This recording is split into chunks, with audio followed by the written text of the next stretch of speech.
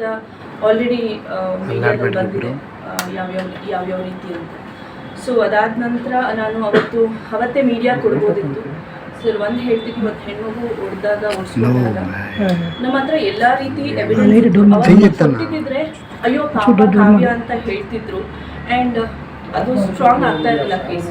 So ನಮ್ಮ lawyer ಹೇಳಿದ್ರು, ಯಾವುದೇ ಎವಿಡೆನ್ಸ್ ನೀವು ಎಲ್ಲ ಕಡೆ ಬಿಡೋಂಗಿಲ್ಲ ಅಂತ ಹೇಳಿದ್ರು. ಸೊ ಇವ್ರ ಮಾತಿಂದ ನಾವು ಏನೂ ಅದನ್ನು ಸ್ಪ್ರೆಡ್ ಮಾಡಲಿಲ್ಲ, ಬಿಕಾಸ್ ನನಗೆ ಕಾನೂನು ಪ್ರಕಾರನೇ ಹೋಗಬೇಕಾಗಿತ್ತು.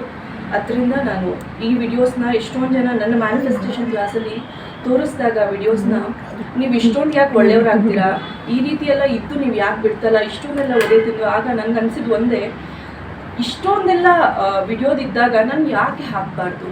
ಯಾಕಂದರೆ ನಾನು ಇದ್ರ ಬಗ್ಗೆ ಸ್ಟೇ ಆರ್ಡರ್ ತೊಗೊಂಡು ಬಂದಿದ್ದೆ.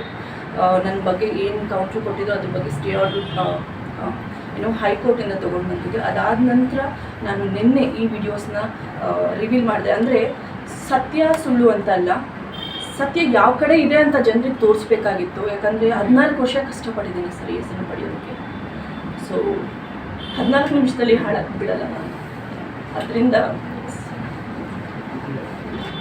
ನಿನ್ನೆ ನೀವು ವಿಡಿಯೋ ಬಿಟ್ಟಿರೋದು ಇರೋ ಸತ್ಯಾಸತ್ಯತೆ ಅಲ್ಲ, ಅದು ಇದೇ ಥರ ಒಂದು 2 ಸಲ ನನಗೆ ಆಗಿದೆ, ಹೊಡ್ಸ್ಕೊಂಡಿದ್ದೀನಿ. ನಾನು 14 ವರ್ಷ ಹೆಸರು ಮಾಡಿದ್ದೀನಿ ಅಂತ ಹೇಳ್ತಿದ್ದೀನಲ್ಲ ಸರ್, ಈ ಥರ ಬಂದರೆ ಹೊರಗಡೆ ನನ್ನ ಹೆಸರು ಸರ್ ಹಾಳಾಗೋದು.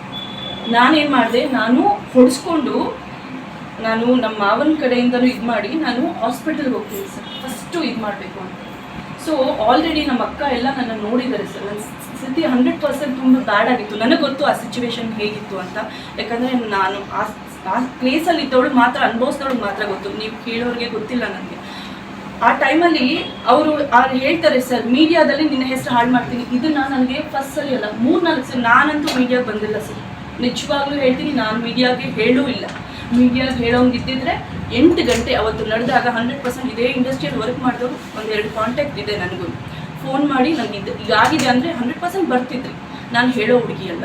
ಆ್ಯಂಡ್ ಹೋಗಿ ನನ್ನ ಬಗ್ಗೆ ಹಿಂಗಾಗಿದೆ ಅಂತ. ಯಾಕಂದರೆ ನನಗೆ ನನ್ನ ಮಾನ ಮರ್ಯಾದೆ ಮುಖ್ಯ, ನಮ್ಮ ಅತ್ತೆ ಮಾವ ಮಾನ. ಯಾಕಂದರೆ ನಮ್ಮ ಮಾವ ತುಂಬ ಹೆಸರು ಮಾಡಿದಂಥ ವ್ಯಕ್ತಿ. ಅವ್ರ ಹೆಸರನ್ನ ನಾನು ಯಾವುದೇ ರೀತಿ ಹಾಳು ಮಾಡಲ್ಲ.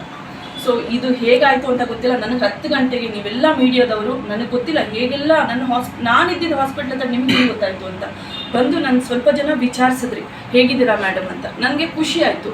ಬಟ್ ಇದು ಲೈಕ್ ಅವರು ಮಾತಾಡ್ತಿದ್ದಾರೆ ನನಗೆ ತುಂಬ ಬೇಜಾರಾಯಿತು. ಯಾಕೆ ಹಿಂಗೆಲ್ಲ ಮಾತಾಡ್ತಾ ಇದ್ದಾರೆ, ಯಾಕೆ ಈ ರೀತಿ ಎಲ್ಲ ಕೇಳ್ತಾ ಇದ್ದಾರೆ ಅಂದಾಗ ಓಕೆ ಆಯಿತು, ಅವ್ರ ವರ್ಷನ್ ಅವ್ರಿಗೆ. ನಾನು ಅವಾಗ ನನ್ನ ಹಸ್ಬೆಂಡ್ ಇವ್ರನ್ನ ಕಾಂಟ್ಯಾಕ್ಟ್ ಮಾಡಿದ್ರು, ನನ್ನ ಅಕ್ಕ ಎಲ್ಲ ಕಾಂಟ್ಯಾಕ್ಟ್ ಮಾಡೋದು. 220 BP ಆಗಿಬಿಟ್ಟು ICU ಇದ್ರು. ಆ ಸಿಚುವೇಶನ್ ರಾಂಗ್ ಇತ್ತು ಸರ್. ನಂಗೆ ತುಂಬ ಬೇಜಾರು. ನಂಗೆ ಅದ್ರ ಬಗ್ಗೆ ಹೇಳ್ಕೊಡೋದು. ಈಗ ಜಸ್ಟ್ ನೀವು ವಿಡಿಯೋ ಹಾಕಿರೋಂಥದ್ದು ನಿಮ್ಮ ಕೆರಿಯರ್ ಮೇಲೆ ಒಂದು ರೀತಿ ಬ್ಲಾಕ್ ಮಾರ್ಕ್ ಆಗ್ತಿರೋ ಅಂತ ಒಂದು ನ್ಯಾಯಕ್ಕೋಸ್ಕರ ಸರ್. ನಾನು ಒಂದು ಹೇಳ್ತೀನಿ, 14 ಅಲ್ಲ ಸರ್, 2 ಮುಖ್ಯ. 14 ವರ್ಷ ಕಾಪಾಡ್ಕೊಂಡು ಬಂದಿದ್ದು ಒಂದು ಬ್ಲಾಕ್ ಮಾರ್ಕ್ ಸರ್. ಜಸ್ಟ್ ನೋಡಿ ಬೇಕಾದ್ರೆ ನೀವು ಯೂಟ್ಯೂಬಲ್ಲಿ ಎಲ್ಲೇ ಬೇಕಾದ್ರೂ ನೋಡಿ, ಒಂದು ಬ್ಲಾಕ್ ಮಾರ್ಕ್ ಇಲ್ಲ ಸರ್ ನನ್ನ ಹೆಸರಲ್ಲಿ. ಸರ್ ಇದು ಪರ್ಸ್ನಲ್ ಟಾರ್ಗೆಟ್ ನನಗೆ ಗೊತ್ತು. ಯಾಕಂದರೆ ನಮ್ಮ ಮಾವ ತುಂಬ ಒಳ್ಳೆ ಹೆಸರು ಮಾಡೋಂಥ ವ್ಯಕ್ತಿ. ನೆಕ್ಸ್ಟ್ ಯಾರು ಅಂತ ಕೇಳಿದ್ರೆ ನನ್ನ ಹಸ್ಬೆಂಡ್ ಹೆಸರೇ ಬರುತ್ತೆ. ಯಾಕೆಂದರೆ ಅವ್ರು ನೆಕ್ಸ್ಟ್ ಯಾರು ಬರ್ತಾರೆ ಅಂದರೆ ನನ್ನ ಹಸ್ಬೆಂಡ್ ಹೆಸರೇ ಹೇಳೋದು. ಆ ಎಂಟೈರ್ ಏರಿಯಾದಲ್ಲಿ ಹೇಳೋದೇ ನನ್ನ ಹಸ್ಬೆಂಡ್ ಹೆಸರು. ಯಾಕಂದರೆ ಸರ್ ನನ್ನ ಗಂಡ ಅಂತ ಮಾತಾಡ್ತಾ ಇಲ್ಲ, ಒಂದು ಒಳ್ಳೆ ವ್ಯಕ್ತಿಯಾಗಿ ಮಾತಾಡ್ತಾ ಇದ್ದೀನಿ. ಆ ಮನುಷ್ಯನ ಬಗ್ಗೆ ಅಷ್ಟು ಒಳ್ಳೆಯವರು.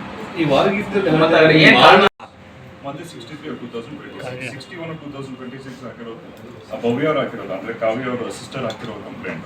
ಅದ ನಂತರ ಕೌಂಟರ್ ಬ್ಲಾಸ್ಟ್ ಆಗಿ 62 of 2026 ಹಾಕಿರೋದು. ಆ 62 of 2026 ಮಾತ್ರ ಸ್ಟೇ ನಾವು ಮನೆ ನ್ಯಾಯಾಧೀಶ ಹೋಗ್ಬಿಟ್ಟು ಅಷ್ಟೇ ನಾವು ಅದು ಸ್ಟೇ ಆರ್ಡರ್ ತೊಗೊಂಡ್ಬಿಟ್ಟು ಅದು ಎಕ್ಸ್ಪ್ಲೇನ್ ಮಾಡಬೇಕಾದ್ರೂ ಕೂಡ ನೀವು ಎಲ್ಲರೂ ನೋಡಿದ್ರೆ, ಮಾಧ್ಯಮದಲ್ಲೂ ನೋಡಿಲ್ಲ ನೀವು. ಎಕ್ಸ್ಪ್ಲೇನ್ ಮಾಡಬೇಕಾದ್ರೂ ಕೂಡ ಈಗ ಸೋಷಿಯಲ್ ಮೀಡಿಯಲ್ಲಿ ಏನೇನಾಯಿತು ಎಲ್ಲರಿಗೂ ಗೊತ್ತು.